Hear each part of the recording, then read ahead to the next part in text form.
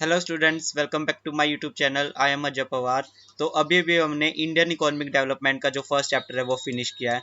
तो मैं सोचा आपके साथ बिजनेस स्टडीज़ का भी कोई प्रोपोर्शन डिस्कस कर लेना चाहिए। तो सबसे पहले बिजनेस स्टडीज़ बुक के बारे में थोड़ा जान लेते हैं। इसमें दो पार्ट हैं।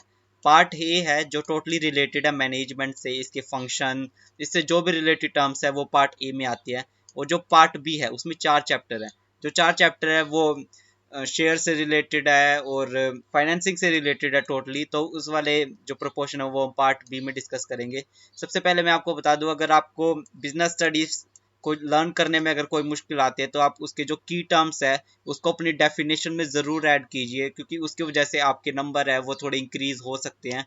क्योंकि अगर आपको इंग्लिश थोड़ी टूटी फूटी या फिर कम भी आती है तो आप अपनी डेफिनेशन में जो ये इंपॉर्टेंट कीवर्ड्स है जो मैंने अंडरलाइन कर रखे, जैसे कि planning, organizing, staffing, directing, controlling, ये मैंने अंडरलाइन कर रखा है। और भी बहुत सारी चीज़ें आप उनको अपनी बुक में अंडरलाइन कर सकते हैं। तो आप अगर अपनी डेफिनेशन में ये सारी चीज़ें ऐड करोगे ना तो पक्का आपके जो मार्क्स है वो फुल आएंगे उस वाले टॉपिक पे जो भी आप लिख रहे हो। तो सबसे पहले मैं आपको बता दूं कि ये मेरे हैंड रिटन नोट्स है और मैंने इनको टेक्स्ट वाले फॉन्ट में या फिर प्रिंटेड फॉर्म में इनको मैं कन्वर्ट कर दिया, जिसकी वजह से आप इनको अच्छी तरह से समझ पाए। ये सारे टोटली मैंने एनसीईआरटी से बनाए, क्योंकि आप सभी को पता है जो सीबीएसई का क्वेश्चन है, पेपर है, वो सारा एनसीईआरटी से आता है। तो हम और कोई बुक को क्यों रेफरेंस दी। तो सबसे पहले मैं आपको बता दूं कि ये सीबीएसई से टोटली रिलेटेड नोट्स है। सबसे पहले जो मैनेजमेंट है, चैप्टर का नाम है nature and significance of management. इसमें हम टोटली जो मैनेजमेंट से रिलेटेड बेसिक टर्म्स है उन सभी के बारे में जानेंगे। उसका नेचर क्या है, मैनेजमेंट क्यों ज़रूरी है, क्या होता है, ये सारी चीज़ों को हम जानेंगे। सबसे पहले मैनेजमेंट का मतलब है मैनेज, ऐसे आप टर्म को अलग अलग कर सकते हैं। और मेंट मतलब मैनेज करना, मैन को, और टी मतलब थिंग्स। मैनेज करना मैन को, आदमियों को, जो भी एम्प्लॉयज है उनको मैनेज करना, और टी का मतलब है थिंग्स, मतलब दोनों को मैनेज करना मैनेजमेंट कहलाता है। तो इसकी हम डेफिनेशन पढ़ लेते हैं एक बार। It refer to the process of conducting a set of function. ये 5 मैनेजमेंट के 5 इंपॉर्टेंट फंक्शन है। इनके ऊपर आगे डिटेल चैप्टर है तो हम इनको वहां डिस्कस करेंगे। To get the work done in an effective and efficient manner. तो सबसे पहले हम कीवर्ड को अंडरलाइन कर लेते हैं, इफेक्टिव, एफिशिएंट मैनर और conducting a set of function. तो मैनेजमेंट क्या है? मैनेजमेंट एक प्रोसेस है।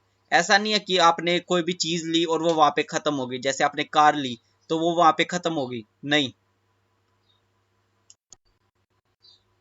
सबसे पहले मैनेजमेंट है वो क्या है? एक प्रोसेस है। ऐसा नहीं है कि अगर आपने एक बार मैनेजमेंट कर लिया तो वो खत्म हो गया, नहीं, आपको कंटिन्यूअसली मैनेजमेंट करना पड़ेगा, वरना जो आपके ऑर्गेनाइजेशन के गोल्स है वो कंप्लीट नहीं हो पाएंगे। तो आगे क्या है? Conducting a set of function. अब जो मैनेजमेंट उसको क्या करना है? एक सेट ऑफ फंक्शन को कंडक्ट करना है, एक सेट ऑफ फंक्शंस को जो प्रेफरेंस देनी है वो है मैनेजमेंट। और वो कौन कौन से फंक्शन है? Planning, organizing, staffing, directing and controlling. इन सभी फंक्शंस को कंडक्ट करना मैनेजमेंट कहलाता है। To get the work done, जो काम है, जो हम मैनेजमेंट का या फिर जो ऑर्गेनाइजेशन का वर्क है उसको कंप्लीट करने के लिए मैनेजमेंट अपना फुल कंट्रोल करती है जो मैन के ऊपर और थिंग्स के ऊपर। To get the work done in an effective and efficient manner. अब ये दो जो टर्म है ये पूरी बिजनेस स्टडीज जो बुक है उसमें हर जगह यूज होने वाली है। तो आप इनकी जो डेफिनेशन है वो ज़रूर याद कर लीजिए। उसके बारे में भी जो टॉपिक 2 है वो इसी के ऊपर है। सबसे पहले डेफिनेशन ही पढ़ लेते हैं कि जो एफिशिएंट और इफेक्टिव मैनर में अपने काम को करना वो मैनेजमेंट कहलाता है। तो होपफुली आपको मैनेजमेंट की जो डेफिनेशन है वो क्लियर हो गई होगी। आगे चलते हैं, इफेक्टिवनेस और एफिशिएंसी का जो डिफरेंस है या फिर जो मीनिंग है वो करते हैं। सबसे पहले आप देख सकते हैं जो येलो कलर में है वो इफेक्टिवनेस का मीनिंग है, और जो पर्पल कलर में या फिर डार्क पिंक कलर में है वो एफिशिएंसी का मीनिंग है। सबसे पहले इफेक्टिवनेस क्या होता है? It refer to completing it refer to the completing the job on time. मतलब कि जो जॉब है उसको टाइम पे कंप्लीट करना, ये इफेक्टिवनेस कहलाता है। No matter whatever the cost. तो इसका जो हमें कुछ लेना देना नहीं है कि जो उस काम को करने में हमारा कितना पैसा खर्च हो रहा है, या फिर हमें सिर्फ जो काम है वो टाइम पे होना चाहिए। बट एफिशिएंसी क्या कहती है? It refer to completing the job in the cost effective manner. जो कोस्ट इफेक्टिव टर्म है वो यहाँ पे बहुत ज़्यादा इंपॉर्टेंट है। मतलब कि जो हमारा काम है उसको कोस्ट इफेक्टिव मैनर पे करना। इफेक्टिव मतलब effectiveness is totally related to time. और एफिशिएंसी में क्या और आ गया, कॉस्ट भी हमें मिनिमम से मिनिमम रखनी है। तो एफिशिएंसी में इफेक्टिवनेस भी आ गया और साथ में हमने जो कॉस्ट है उसको भी मिनिमम रखा। तो ऑर्गेनाइजेशन के लिए क्या ज्यादा इंपॉर्टेंट है, एफिशिएंसी इंपॉर्टेंट है, वो एफिशिएंट होना चाहिए। इफेक्टिवनेस का मतलब है सिर्फ टाइम पे कंप्लीट करना, पर एफिशिएंसी का मतलब है कि हम उसको टाइम के भी साथ साथ कंप्लीट करें और जो कॉस्ट है वो कम से कम आए ताकि हम उससे ज्यादा प्रॉफिट अवेल कर सकें। सेकंड, आप बेसिस पे भी कई बार क्वेश्चन पूछ लेते हैं कि इस बेसिस पे बताओ, जैसे कि मीनिंग पे बताओ या फिर ऑब्जेक्टिव। अब ऑब्जेक्टिव पे आ जाते हैं। अब वो जो इफेक्टिवनेस है उसका मेन ऑब्जेक्टिव क्या है, to achieve the end result on time, बल्कि जो रिजल्ट है उसको सिर्फ टाइम पे अचीव करना, कॉस्ट का यहाँ पे कोई लेना देना नहीं है। सेकंड क्या है, to conduct cost based analysis, मतलब कि हमें जो कॉस्ट है उसके ऊपर ज्यादा ध्यान देना है, क्योंकि टाइम तो हमारा अचीव हो ही रहा है, टाइम पे तो हम अपना काम कर ही रहे हैं, क्योंकि हम इफेक्टिवनेस तो है ही हमारे पास, इफेक्टिवनेस तो है, तो अब हमें क्या करना है, जो कॉस्ट है उसको भी मिनिमम रखना है। तो इसका मतलब ये है। अब मेन कंसिडरेशन क्या है, सबसे पहले हम देख लेते हैं इफेक्टिवनेस का मेन कंसिडरेशन क्या है, टाइम, बट एफिशिएंसी का मेन कंसिडरेशन है कॉस्ट। तो ये दो इसके इंपॉर्टेंट है, जो डिफरेंसेस है आप इनको याद कर सकते हैं, इसमें बेसिस पे भी पूछा जा सकता है, तो ये इंपॉर्टेंट है। और इन दोनों के मीनिंग है, इफेक्टिवनेस और एफिशिएंसी पूरे आगे पूरी बिजनेस स्टडीज में यूज होंगे। साथ ही जनरल जो लाइफ है उसमें भी बहुत ज़्यादा यूज होते हैं कि एफिशिएंट होना चाहिए, ऐसी चीज़ें बहुत ज़्यादा यूज होती है। तो आप इनका जो मीनिंग है वो अच्छी तरह से याद कर लीजिए। ये टोटली एनसीईआरटी से है, तो आप वहाँ पे जाके भी देख सकते हैं। सेकंड है, अब आ जाते हैं मैनेजमेंट के फीचर पे। अब मैनेजमेंट के फीचर कौन कौन से, सबसे पहले है management is a goal oriented process. Management is totally related to goals. इसका मतलब क्या है, अब कोई भी ऑर्गेनाइजेशन है वो सेटअप होती है बेसिक गोल्स के साथ, कि हमें 10 लाख तक सेल करनी है, 20 लाख तक सेल करनी है, which are the basic reason for its existence. कोई भी गोल को अचीव करना वो किसी भी ऑर्गेनाइजेशन के लिए इंपॉर्टेंट है, क्योंकि उसी की वजह से वो एग्जिस्टेंस में है, उसी की वजह से वो बनी हुई है। जैसे कोई भी ऑर्गेनाइजेशन वो प्रॉफिट मोटिव के लिए बनी हुई है, तो प्रॉफिट उसका क्या है, गोल है, तो इसी वजह से वो एग्जिस्टेंस में है। आगे पढ़ते हैं, they should be simple and clear stated. यहाँ पे जो गोल है वो क्लियर होना चाहिए और सिंपल होना चाहिए, ताकि सब उसको पढ़ सके और सब उसको अच्छी तरह से याद कर सके। Different organization have different goals. अब अलग अलग टाइप की ऑर्गेनाइजेशन होती है, तो ऑब्वियसली जो उनके गोल्स हैं वो भी बहुत ज़्यादा अलग अलग होंगे। For example, the goal of a retail store may be to increase sale. अब क्या है, जो रिटेल स्टोर है, जो आपके पास जनरल स्टोर होता है आपके घर के आसपास में, उसका मेन ऑब्जेक्टिव क्या है, अपनी सेल को इंक्रीज करना। और और स्कूल का क्या गोल है, प्रोवाइड एजुकेशन, आपको एजुकेशन प्रोवाइड करती है। तो ऐसा तो है नहीं कि जो रिटेल स्टोर है और स्कूल का जो मोटिव है वो एक ही है कि वो सेल प्रोवाइड करे, या फिर रिटेल स्टोर या स्कूल का जो एक ही मोटिव है कि एजुकेशन प्रोवाइड करे, नहीं। अगर ऑर्गेनाइजेशन अलग है तो उनके गोल्स भी अलग है। तो पहला फंक्शन हमें क्या बताता है, management is a goal oriented process, ये गोल से रिलेटेड है। ये वाली जो लाइट्स है टोटली एनसीईआरटी से है, तो आपको वहाँ पे मिल जाएगी। और अगर आपको इसकी पीडीएफ चाहिए तो आप मेरे टेलीग्राम चैनल पे भी जा सकते हैं, मैं उसका लिंक डिस्क्रिप्शन में ज़रूर प्रोवाइड करूँगा। सेकंड है, मैनेजमेंट इज ऑल परवेसिव। अब जो ये वर्ड है परवेसिव, इसका बहुत ज़्यादा इंपॉर्टेंट मीनिंग है, मतलब हर जगह अवेलेबल है management. The activity involve in managing an enterprise are common to all organization, whereas whether economic, social और पॉलिटिकल। जो मैनेजमेंट एक्टिविटी है वो हर जगह इन्वॉल्व है, वो आजकल हर जगह कॉमन है, हर ऑर्गेनाइजेशन में है, चाहे वो इकोनॉमिक एंटरप्राइज हो, सोशल एंटरप्राइज हो, या फिर कोई चैरिटी हो, या पॉलिटिकल एंटरप्राइज हो, हर जगह मैनेजमेंट यूज होता है। आजकल आप देखते भी हो कि जो आपके मॉम डैड है वो भी मैनेजमेंट करते हैं पैसों से रिलेटेड, या फिर और भी किसी चीज़ों से रिलेटेड, तो घर में भी मैनेजमेंट होता है, मतलब मैनेजमेंट हर जगह। यहाँ पे एग्जांपल दे रखा है, a petrol pump needs to be manage as such as a school और हॉस्पिटल। एक पेट्रोल पंप को उतना ही मैनेज करना पड़ता है जितना एक स्कूल को मैनेज करना होता है या फिर कोई हॉस्पिटल को मैनेज करना होता है। What managers do in India, the USA, Germany और जापान इज द सेम। जो मैनेजर्स हैं वो इंडिया में क्या करते हैं, यूएसए में क्या करते हैं, जर्मनी में क्या करते हैं, जापान में क्या करते हैं, वो सारी चीज़ें सेम है। वो क्या करते हैं, सिर्फ मैनेज करते हैं, इसलिए वहाँ पे सारी जगह सेम है। ये वाली केस स्टडीज की भी लाइन हो सकती है, आपको केस स्टडीज में भी पूछा जा सकता है। आपको पता है कि जो बिजनेस स्टडीज है उसमें सिंपल क्वेश्चन भी आते हैं, साथ में केस स्टडीज भी आती है। तो ये केस स्टडीज की वेरी इंपॉर्टेंट लाइन है, ये पहले भी सीबीएसई क्वेश्चन पेपर्स में आ चुके हैं। तो मैनेजमेंट इज ऑल पर ऐसे मतलब मैनेजमेंट हर जगह अवेलेबल है, हर जगह ज़रूरत होती है उसकी। सेकंड क्या है, मैनेजमेंट इज मल्टी डायमेंशनल। अब मैनेजमेंट के बहुत सारे रूप होते हैं, वो मल्टी फेस्ड होते हैं, मल्टी डायमेंशनल होती है। अब ये वाला इंपॉर्टेंट है, इसको आप स्टार मार्क कर लीजिए। सीधा सीधा सीबीएसई ने पूछा है 2019 वाले क्वेश्चन पेपर में कि describe management is multi dimensional. तो एक बार हम इसकी जो इन्होंने डिस्क्राइब कर रखा है वो पढ़ते हैं। Management is a complex activity that has three main dimensions. जो मैनेजमेंट है वो कॉम्प्लेक्स एक्टिविटी है, इसके तीन मेन डायमेंशन है। पहला है मैनेजमेंट ऑफ वर्क, वर्क को मैनेजमेंट करना। मैनेजमेंट ऑफ पीपल, पीपल को मैनेज करना। और मैनेजमेंट ऑफ ऑपरेशन, ऑर्गेनाइजेशन के जो ऑपरेशंस होते हैं उनको मैनेज करना। अब सबसे पहले हम पार्ट ए पर करते हैं, management of work. All organization exist for the performance of some work. हर ऑर्गेनाइजेशन जो एग्जिस्टेंस में आते हैं वो कुछ काम करने के लिए आते हैं, प्रॉफिट मोटिव, चैरिटी मोटिव, अलग ऑर्गेनाइजेशन का अलग मोटिव होता है। In a factory, a product is manufactured. In a garment store, a customer needs is satisfied, and in a hospital, a patient is treated.